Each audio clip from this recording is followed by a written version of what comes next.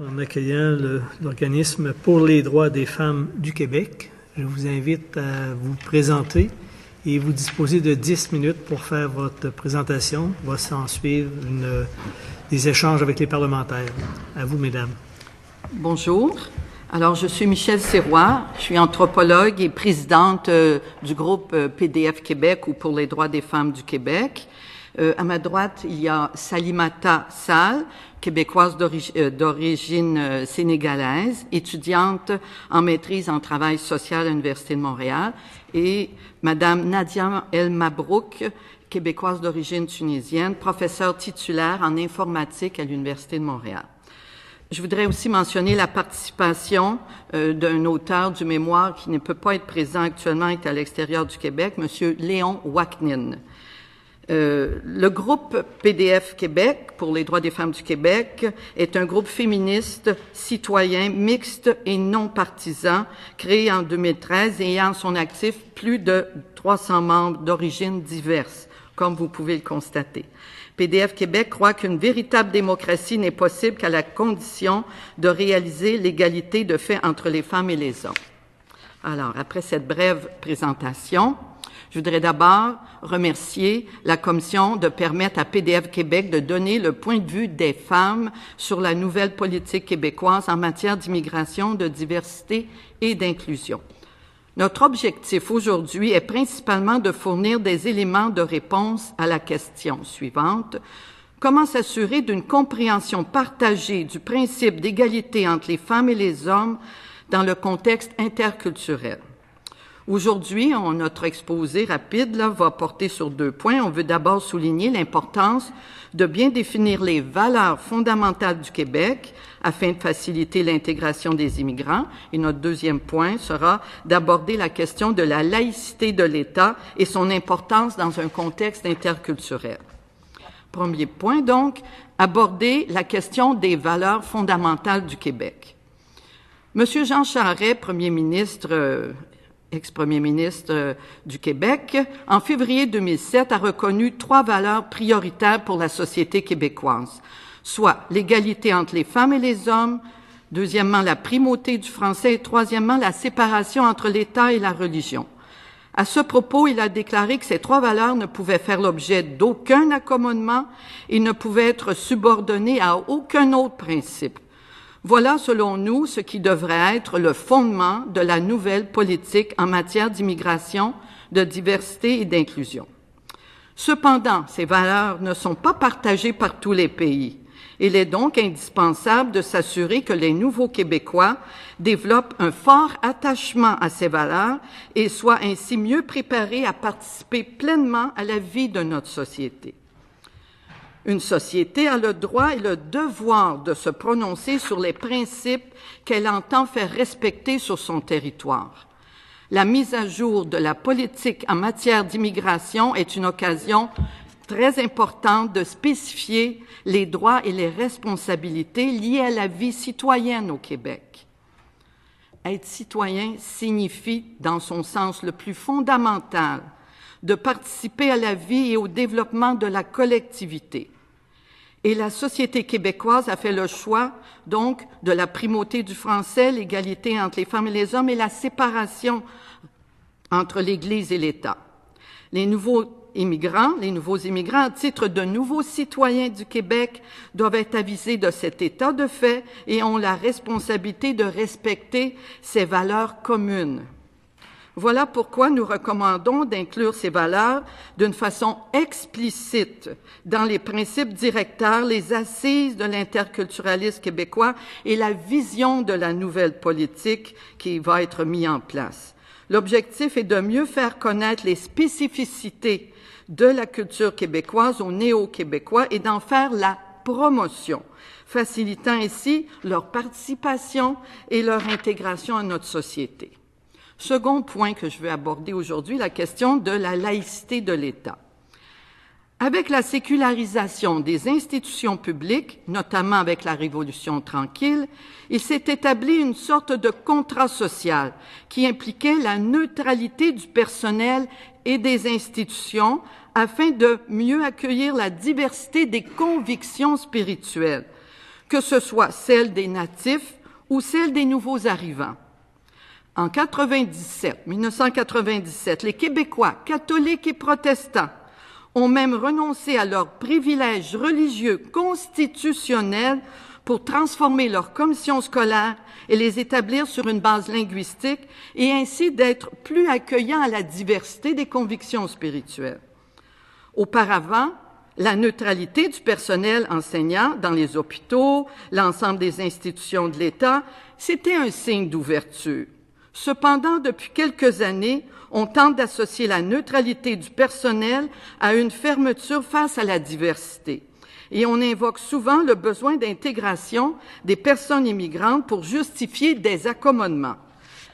Malheureusement, je crois que l'équation entre immigration et demande d'accommodement est erronée, car plusieurs personnes nées ici demandent des accommodements alors que la grande majorité des immigrants ne demandent pas d'accommodement. De plus, les accommodements religieux peuvent parfois encourager les pratiquants de la même confession religieuse à vivre en circuit fermé, ce qui limite leur participation à la société québécoise. Par opposition, la laïcité permet la création d'un terrain neutre où les divers groupes de la société, peu importe leur appartenance religieuse, peuvent interagir de façon égalitaire et respectueuse des convictions spirituelles de chacun des citoyens de notre société. Et ça va favoriser la paix sociale et diminuer les risques de fracture sociale. Enfin, rappelons que presque toutes les traditions religieuses ont une vision qui infériorise les femmes, ce qui se répercute nécessairement sur l'égalité des droits entre les femmes et les hommes. Notons que ce n'est pas le rôle du gouvernement de corriger cette discrimination au sein des institutions religieuses. Ça relève de la sphère privée et de la liberté religieuse. Mais l'État a le devoir de s'assurer que les institutions publiques soient à l'abri de cette influence. Pour toutes ces raisons, PDF Québec recommande d'amender la Charte québécoise des droits et libertés de la personne pour y ajouter 2 articles. Un premier article qui affirmerait la laïcité de l'État québécois et un second article qui assure la primauté du droit à l'égalité pour les femmes primauté sur le respect des obligations religieuses, et ce partout dans les institutions et aussi dans les lieux publics. Bref, PDF Québec dit non aux accommodements qui briment les droits et la dignité des femmes.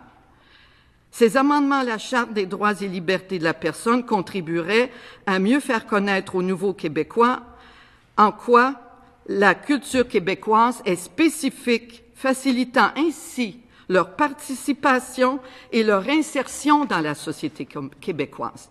En conclusion, PDF Québec salue l'initiative du gouvernement de mettre à jour sa politique en matière d'immigration afin de réaffirmer l'importance de la diversité comme source d'enrichissement. L'immigration apporte une contribution essentielle dans le développement de notre société. Cette nouvelle politique est aussi une occasion de renforcer les conditions gagnantes pour une intégration réussie des immigrants à la société québécoise.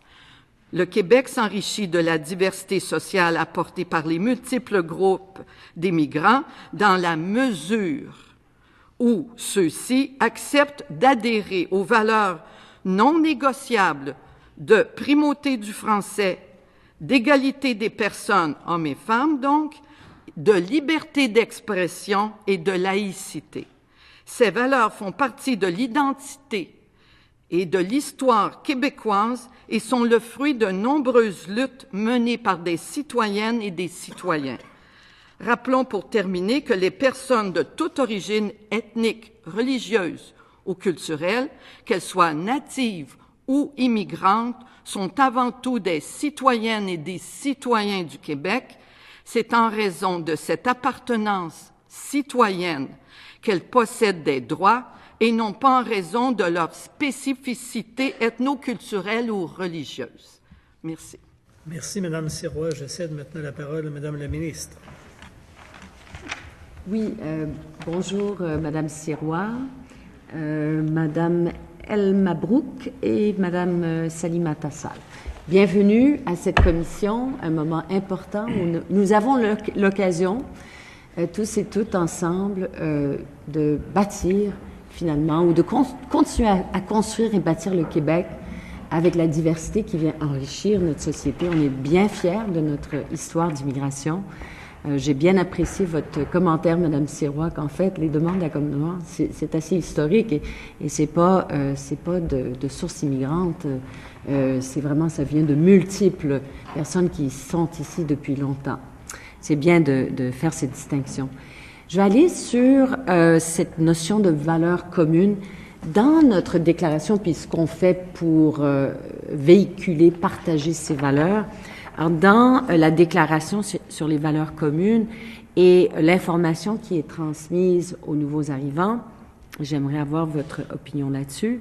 Donc, ils sont énoncés dans la déclaration et comme ce qui suit. Au Québec, parler français, une nécessité. Le Québec, une société libre et démocratique. Le Québec, un État laïque. Le Québec, une société pluraliste. Le Québec, une société reposant sur la primauté du droit. Au Québec, les femmes et les hommes ont les mêmes droits. Au Québec, l'exercice des droits et libertés de la personne se fait dans le respect de ceux d'autrui et du bien-être général. Donc, cette information est transmise dans un premier temps dans ce document, et un document qui est signé, qui est remis aux personnes immigrantes par le site Internet. Il y a aussi des cours d'accueil ou des séances d'accueil.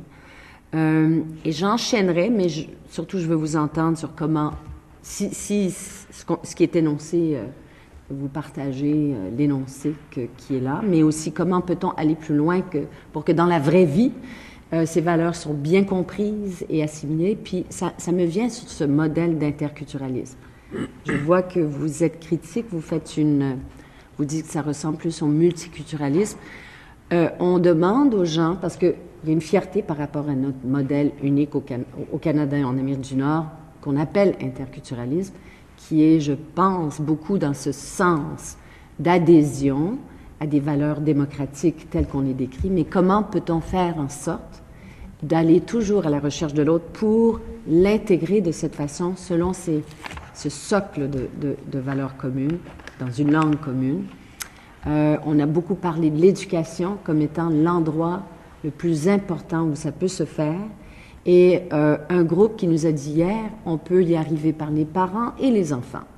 Donc, les parents qui viennent lors des rencontres avec les professeurs, les parents qui viennent chercher les enfants, l'échange, le dialogue peut se faire à plusieurs niveaux lors de sorties. Mais je vous dirais qu'il y avait vraiment un consensus il y avait les organismes communautaires qui font beaucoup l'accueil et l'intégration, mais il y avait aussi des experts qui sont venus hier, qui privilégient beaucoup cet espace important pour véhiculer, partager et nous assurer de cette cohésion sociale.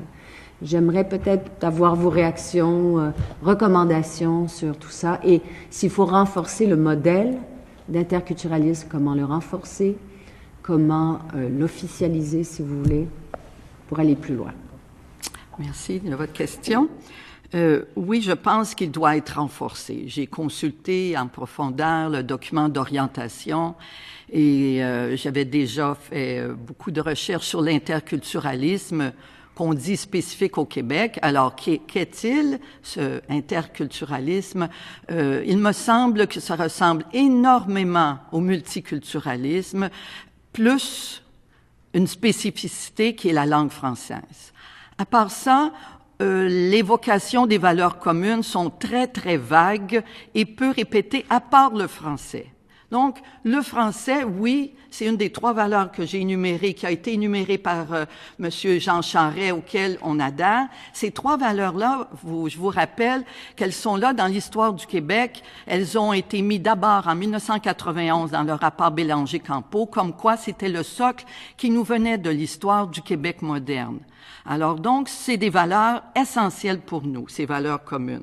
Mais on a remarqué que dans le document d'orientation et également dans la définition des caractéristiques de l'interculturalisme, que les deux parents pauvres qu'on ne retrouve pas spécifié et qu'on demande, nous, de le faire, c'est la question de l'égalité homme-femme, qui n'est pas spécifique, associée à l'interculturalisme, et deuxièmement, cette valeur de la séparation des églises et de l'État, parce qu'on constate un retour du religieux, pas juste au Québec, mais dans beaucoup de sociétés. C'est d'autant plus important de le faire. Et on voit actuellement de ne pas faire ça, ça nous amène dans des dérives.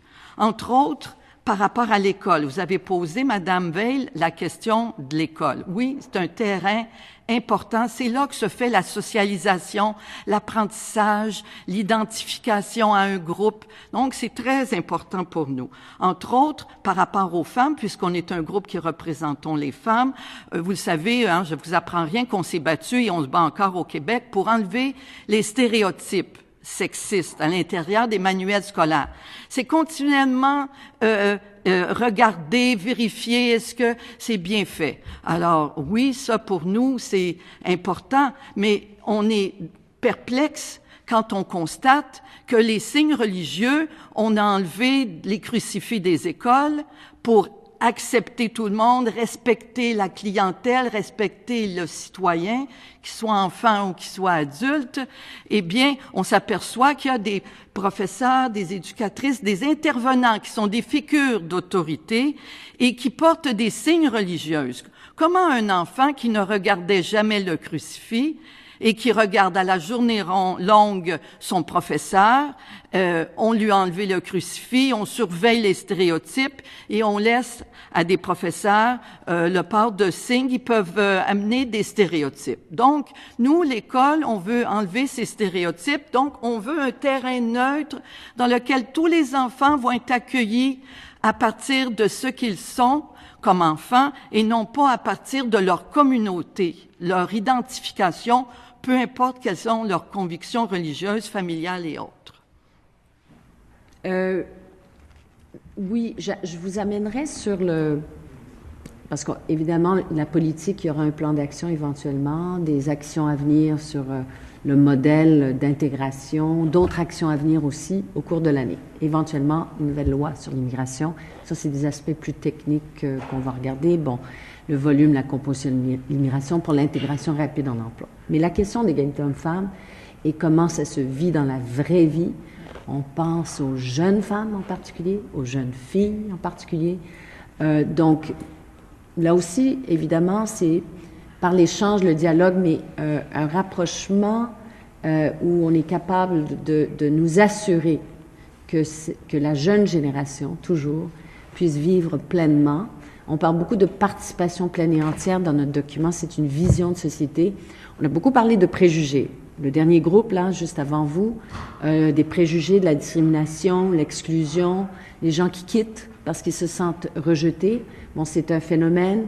On a parlé de reconnaissance des acquis, un autre problème, des professionnels qui ont beaucoup de compétences, notamment les femmes, d'ailleurs, je vous dirais. Il y a beaucoup de femmes extrêmement qualifiées qu'on rencontre, que nous, on sélectionne. Moi, je les rencontre, qui viennent d'un peu partout dans le monde, les défis qu'ils ont. Donc, c'est important de pouvoir éliminer ces obstacles. Mais plus proche de chez nous, ça peut être des personnes de la deuxième génération, des enfants de la deuxième, troisième génération, où on doit être préoccupé par la participation de la jeune fille, qu'elle ne soit pas coupée, si vous voulez, un moment de sa vie, d'activité scolaire. C'est là aussi que les écoles jouent un rôle. Les organismes communautaires, lorsqu'on échange avec eux, ils le perçoivent. Ils ont des projets pilotes et ils ont des projets qu'ils font pour s'assurer toujours de garder cette jeune fille impliquée, engagée, que ce soit dans les sports notamment. Je me demandais si vous aviez une expérience, un vécu, une connaissance de cette chose, parce que l'égalité homme-femme doit se vivre pour permettre cet épanouissement de la jeune fille. Votre question, on m'entend bien. Alors, pour répondre, je vais prendre l'exemple de la famille Shafia pour l'illustrer. Au sein d'une famille, on a vu des jeunes filles qui vivaient beaucoup de difficultés avec un modèle conservateur, traditionnel, et qui ont pris la parole allant vers les services sociaux, vers les intervenants pour avoir accès à ces droits d'égalité, pour avoir accès à la protection, à la sécurité. Et on les a pas vraiment écoutés. On a eu des modèles teintés de multiculturalisme, teintés d'accommodement, parce que c'est des gens venant d'ailleurs, on met des gants, on fait attention. Mais je pense que PDF Québec, nous pensons que les valeurs que nous partageons, qui sont des valeurs communes qu'on a énumérées tout à l'heure, je vais mettre l'accent sur l'égalité. Ces valeurs-là, on n'a pas vraiment besoin de mettre des gants pour intervenir. Peut-être qu'on va essayer de prendre un vocabulaire adapté pour essayer de chercher le groupe concerné, mais la finalité demeure le respect de ces valeurs-là. Et quand on prend l'histoire de la famille Shafia, ça a été triste. On a perdu ces femmes, ces filles à travers notre système de protection qui a manqué de répondre à ces obligations à leur égard. Donc, je pense que l'écoute de ces jeunes filles qui demandent de l'aide est importante, même si ces filles sont issues de familles québécoises d'origine ou de familles issues de l'immigration. Dès que le signal est lancé, il est important, je pense, de prendre ça avec beaucoup de sérieux et de leur accorder un espace et de normaliser ce besoin d'être encadrés et d'exprimer leurs droits. Donc, c'est ça que je voulais ajouter là-dessus. Je comprends ce que vous dites et d'ailleurs, dans ce cas précis, les pratiques ont changé depuis au centre Batcha, là, si je comprends bien, parce que c'est les meilleures pratiques en la matière. Il y a aussi cette recherche de meilleures pratiques, souvent pour comprendre les phénomènes. Il y a le Conseil du statut de la femme aussi qui a fait un rapport, excellent rapport, sur ce cas particulier, les crimes d'honneur. Des fois, ce n'est pas nécessairement des actes criminels, par exemple. Ça, c'est un cas flagrant. Mais je comprends ce que vous dites. C'est les indicateurs ou d'être bien à l'écoute de signaux de danger, d'exclusion. Mais parfois, c'est moins facile. Et donc, c'est plus la pleine participation qu'on recherche. Mais je vous remercie. Je vous remercie. Là, je laisse à mon collègue. Merci. Bonjour et je vous souhaite la bienvenue, Madame Siwa, Madame El Mabrouk et Madame Sall. Nous sommes ici évidemment pour parler d'une refonte d'une politique d'immigration qui répondrait à plusieurs enjeux. On a parlé surtout d'un des enjeux, le respect, l'accueil dans l'esprit des valeurs démocratiques partagées par le Québec. Il y a évidemment d'autres enjeux. Comme chaque juridiction occidentale, on est devant, et surtout ici au Québec, devant un enjeu, un défi démographique énorme. Le taux de natalité, comme vous le savez, est plus bas que presque chaque juridiction en monde occidental. On parle de quelques 725 emplois dans les prochaines 10-15 ans qui vont s'ouvrir. Et de mise, il faudrait qu'une des sources pour combler cette brèche-là va être l'immigration. Alors, on parle aussi de voir comment tout le monde peut se sentir chez nous au Québec et peuvent se sentir les bienvenus avec des fois le défi de se maîtriser dans notre langue commune, avec le défi de s'intégrer dans un monde de travail qui n'est pas toujours si accueillant, il faut le dire. Et voilà les enjeux très sérieux. J'ajouterai un autre. On parle d'un monde concurrentiel où le Québec doit comprendre que c'est pas juste le fardeau des immigrants de décider comment elles peuvent s'intégrer davantage au Québec. C'est notre devoir de nous assurer que les immigrants motivés, aptes à se perfectionner en français, si c'est pas le cas déjà, c'est notre devoir de les inviter à venir ici au Québec quand elles vont avoir plusieurs choix à faire. Dont un autre, qui est un grand problème, c'est la rétention des immigrants qui arrivent. On voit qu'il y a un grand pourcentage des immigrants qui arrivent ici et qui décident, après un court temps, un investissement fait par la société québécoise envers leur avenir, d'aller ailleurs en Amérique du Nord. Avec tout respect, je trouve votre présentation assez muette sur toutes ces questions. Alors, je vous invite à en élaborer là-dessus. Merci. Vous avez parlé du taux de natalité tout à l'heure, qu'il était faible.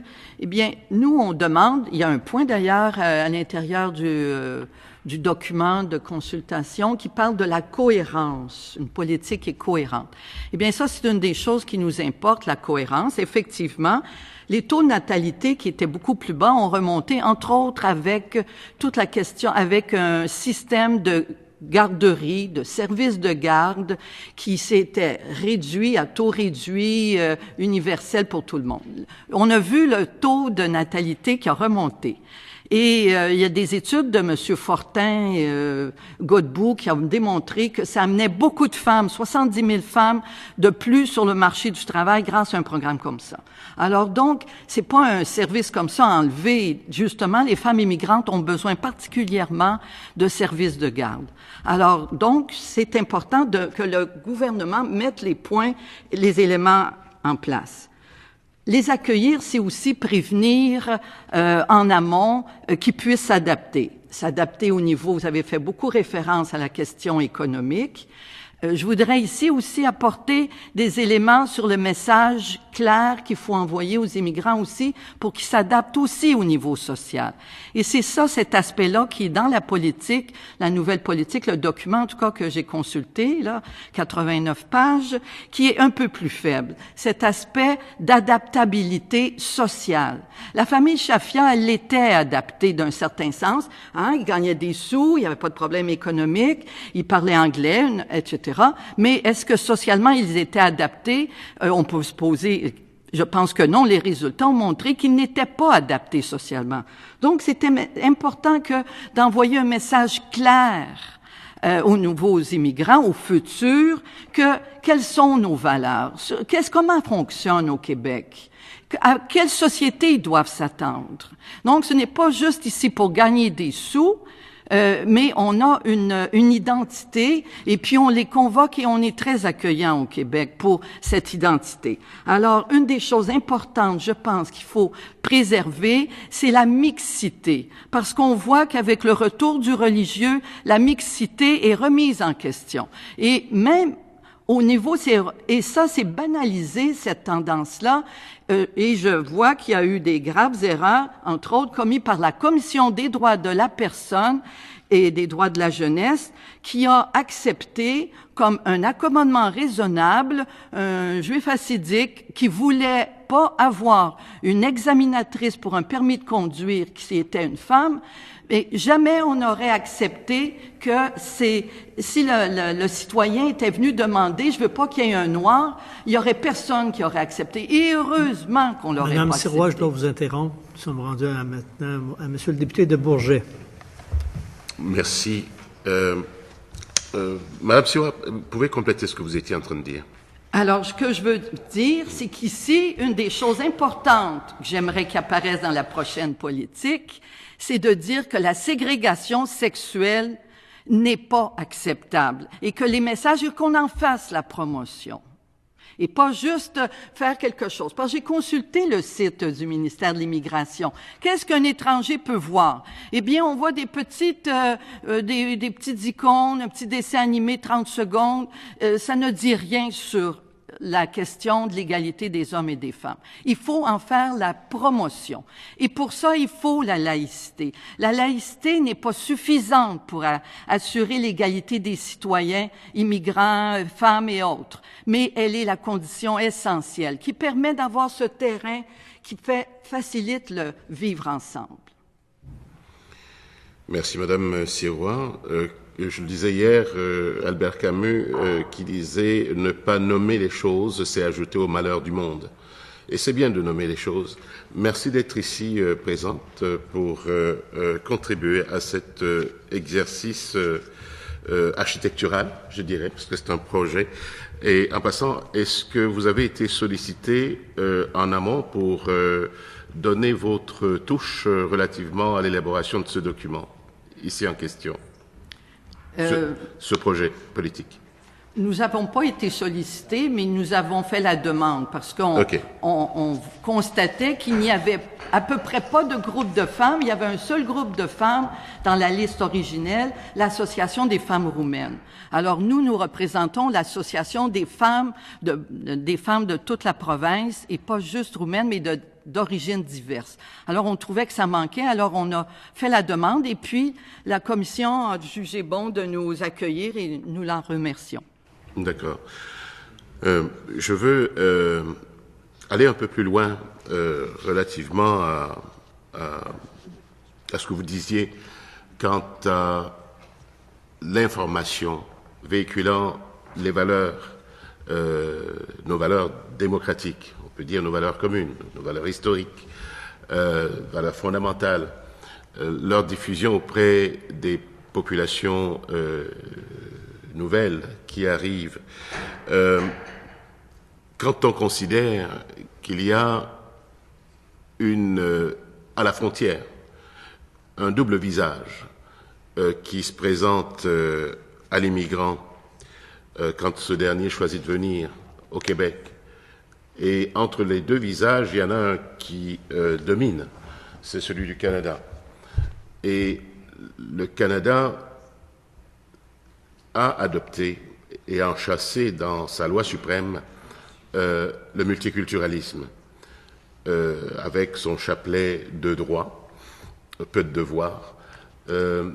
Et de l'autre côté, on a le Québec, qui a adopté de façon, je dirais, unanime à l'époque, l'interculturalisme. Et vous avez raison de dire que l'interculturalisme, se délestant de ses valeurs, ressemble au multiculturalisme. Et qui plus est, quand ce concept, cette notion s'inscrit dans un espace législatif qui ne lui donne aucun sens pour l'instant. Il n'y a aucune assise juridique constitutionnelle pour encadrer l'interculturalisme, d'où peut-être sa non-définition tangible et qui nous amène à ne pas toujours se tourner vers les tribunaux quand les principes qui devraient s'y inscrire sont bafoués.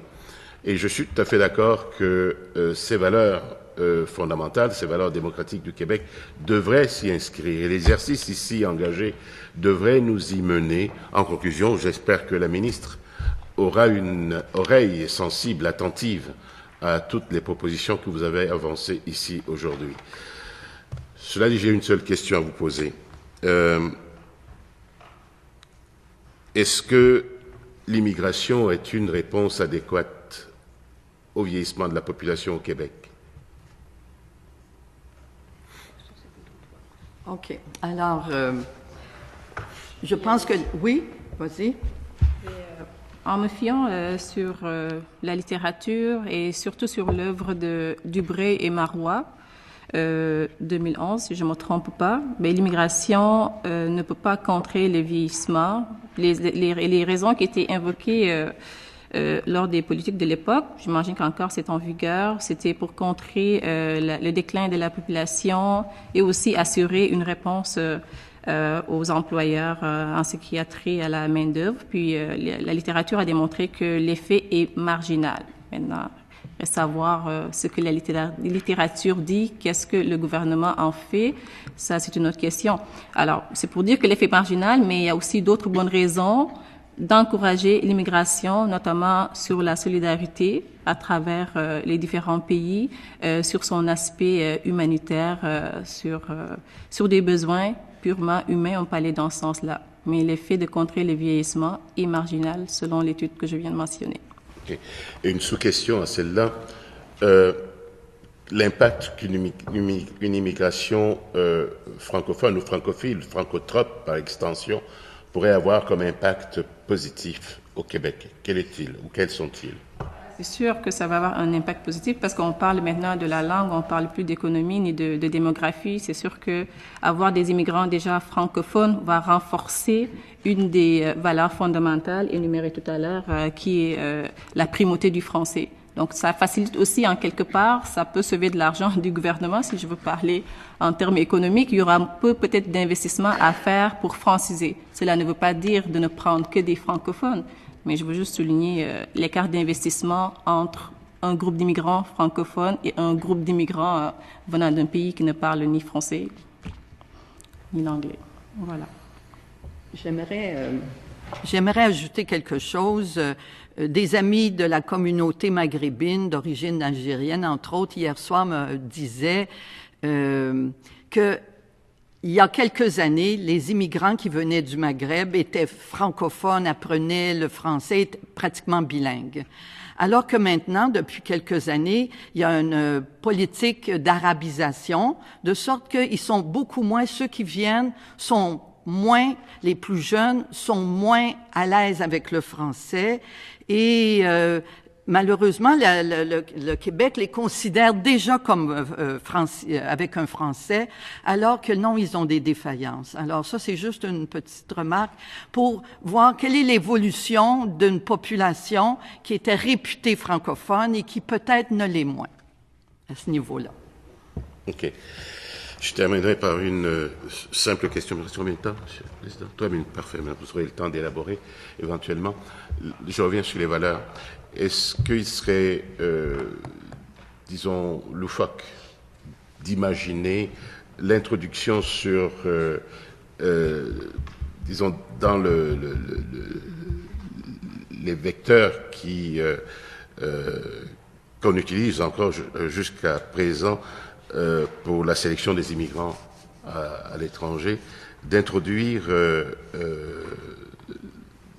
les valeurs fondamentales québécoises comme pierre d'assise incontournable pour être admis, et à quel niveau de pointage de 1 à 10 verriez-vous cette inscription? Alors, nous pensons que oui, nous pensons que ces valeurs devraient faire partie des critères de sélection. Oui, en effet, il faudrait, ça serait en tout cas une bonne façon de promouvoir les valeurs, c'est déjà de les indiquer clairement comme des points qui sont évalués. Il faut aussi s'assurer, pour l'intégration, il faut s'assurer de structures d'accueil qui encouragent, qui donnent envie d'adhérer à la société québécoise, et donc des structures d'accueil qui sont exemptes de référentiels culturels. Et puis, oui, il faudrait, c'est ça, encourager la convergence vers les valeurs québécoises plutôt que d'encourager le communautarisme. Moi, je suis tunisienne. On m'a jamais dit que je faisais partie d'une communauté musulmane quand j'étais en Tunisie. Quand on est tunisien, on se sent pas nécessairement proche des Libyens, on se sent pas proche des Pakistanais qui sont musulmans, qui sont beaucoup plus loin, on se sent pas non plus proche des Algériens. Et je constate que les Maghrébins qui viennent ici, eh bien, ils embarquent ensuite dans cette vision de communauté. Mais c'est pas naturel, les gens ne se mettent pas naturellement dans des... C'est encouragé par cette politique. Voilà. Et donc ça n'encourage pas la convergence, le brassage, parce qu'on est plein d'influences différentes. On pourrait aussi bien regrouper les gens peut-être en groupe linguistique, peut-être que ça aurait plus de sens de regrouper les gens en groupe linguistique, mais regrouper par groupe religieux, je sais que c'est pas, mais c'est encouragé. Les gens se sentent encouragés à s'identifier en fonction de la religion. Eh bien, c'est insister, c'est en tout cas ne pas mettre l'accent sur la laïcité du Québec, de faire ça. Il faudrait vraiment que ça soit... Merci. Je dois maintenant céder la parole à Monsieur le député de Bordua. Monsieur le Président, bonjour mesdames. À la lecture de votre mémoire et de vos commentaires, on constate que vous souhaitez que le gouvernement légifère en matière de laïcité pour inclure cette valeur de la société québécoise à même la législation québécoise en l'intégrant à la Charte des droits et libertés de la personne. On constate aussi à la lecture de votre mémoire que vous souhaitez que dans l'espace public, les services soient donnés à visage découvert et soient également reçus à visage découvert. À la 39e législature, Madame la ministre avait proposé le projet de loi 94 qui n'a pas été adopté et qui prévoyait l'offre de services et la réception des services donnés par l'État à visage découvert. J'aimerais vous entendre sur la nécessité du gouvernement de légiférer sur ce point-là et également aussi sur le fait que les enseignants au primaire et au secondaire ne devraient pas porter de signes religieux convictionnels. Oui. Alors, donc, la question du voile intégral, premièrement, que vous avez posée, soit la burqa, le niqab, c'est ce qu'on voit le plus fréquemment ici. Ça, c'est une question qui nous importe beaucoup. Et pour une raison qui est la défense de la dignité des femmes. On n'accepterait pas de faire porter à des gens d'une autre culture, des gens âgés, des gens handicapés, cacher votre visage. Ce serait intolérable ici au Québec. Eh bien, c'est la même chose pour les femmes. C'est quelque chose qui freine leur participation et qui a une atteinte à la dignité des femmes. Hein, elles sont pratiquement avec un linceul ambulant. Alors donc, on est totalement opposés. Non seulement le projet de loi 94 prévoyait dans les institutions publiques, et nous demandons, la dignité des femmes ne s'arrête pas, n'a pas à être respectée uniquement dans les institutions publiques, mais partout, sur la rue. Par mesure de sécurité, communication, identification, c'est le simple bon sens. On retrouve ça d'ailleurs dans le rapport Bouchard-Taylor. Mais ce que tout le monde oublie, c'est de défendre la dignité des femmes. Et ça nous importe. C'est le sens premier pourquoi on défend, nous, à PDF Québec, les femmes. On a senti le besoin de venir ici. C'est de dire la dignité des femmes est très importante. Un autre point qu'on oublie souvent et qui est en train de nous rebondir malheureusement dans notre société, c'est les dérives des replis identitaires. Ces dérives qui nous amènent vers de l'intégrisme, de la radicalisation.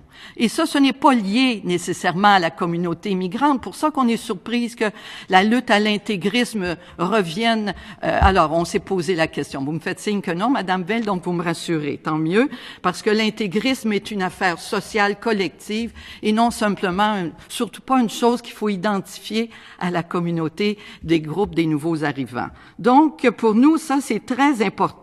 Alors, c'était insatisfaisant aussi, le projet de loi 94, parce que, je voudrais pas y revenir, mais parce que, au niveau de la laïcité, ce n'était pas une laïcité qui faisait que et le personnel était neutre et les institutions étaient neutres.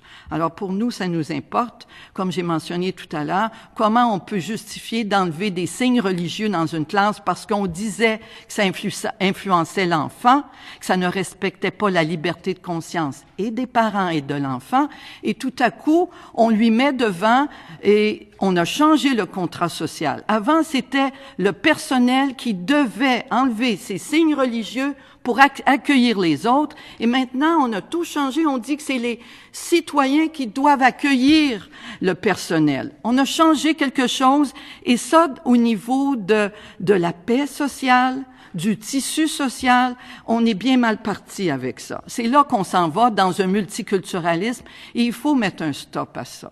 Il faut, parce que ça nous conduit vers l'intégrisme. La France et d'autres pays, l'Angleterre, actuellement l'Australie commencent à voir, et nous ici maintenant au Québec, à Ottawa, on a commencé à voir toutes ces dérives de l'intégrisme. Alors, dans notre mémoire, il y a des éléments, on demande entre autres un observatoire pour un centre où on va étudier ces éléments-là. Et ça va libérer beaucoup d'immigrants qui, pour l'instant, sont regardés de façon un peu suspecte. Quand on va pouvoir identifier quels sont les groupes qui peuvent être dangereux, qui peuvent dériver vers une radicalisation, eh bien, c'est ça qui va améliorer la sécurité de chacun et améliorer le vivre ensemble et l'intégration de tout le monde. Vous abordez aussi à la page 9 et 10 de votre mémoire la question du relativisme culturel. Notamment, vous donnez l'exemple d'un mémoire qui avait été déposé par le Dr Barrett lorsque des soins sont offerts en milieu hospitalier à des gens issus de certaines communautés culturelles. Pouvez-vous nous en dire plus? Ben, Monsieur Gaétan Barrett, à ce moment-là, était président de la Fédération des médecins spécialistes. En 2008, il a présenté un mémoire qui disait justement toute la crainte, tout ce qui se vit dans les hôpitaux actuellement et les droits à la santé étaient brimés. Pourquoi? Parce que c'est une des choses qu'on demande. Mixité, ça veut dire quoi? La mixité, la non-ségrégation sexuelle, ça veut dire que le client ne peut pas exiger que ce soit pas une femme.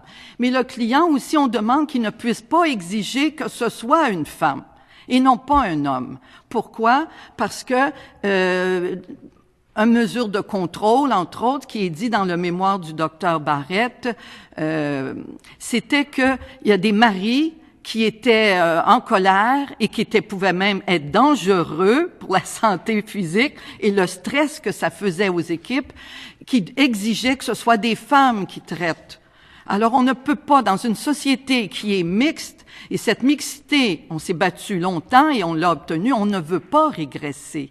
Alors, la ségrégation sexuelle est inacceptable. Et ça, il faut que les messages soient envoyés clairement et que dans l'interculturalisme, c'est pour ça que nous, on voulait qu'on rajoute, qu'on interdise les replis identitaires qui favorisent l'intégrisme et la radicalisation. Il faut que les messages soient clairs, que ceux qui sont trop conservateurs et intégristes, quand les balises vont être clairement édictées, eh bien, ils vont dire, je pense que je suis mieux aller ailleurs. À ce moment-là, ils ne viendront pas, monsieur a mentionné tout à l'heure, qu'ils viennent ici puis qu'ils repartent. Eh bien, si on fait vraiment notre travail de bien annoncer quelles sont nos couleurs, eh bien, ceux pour qui ça ne convient pas vont aller ailleurs. Et ici, au Québec, on est reconnu comme une société qui est très avancée au niveau des droits d'égalité hommes-femmes. Et la laïcité. En Amérique du Nord, je pense que oui, on est particulier. Alors, tout ce qu'on demande, nous, c'est de l'inscrire et d'en faire la promotion. Merci, Mme Sirois. Ça met fin à nos échanges.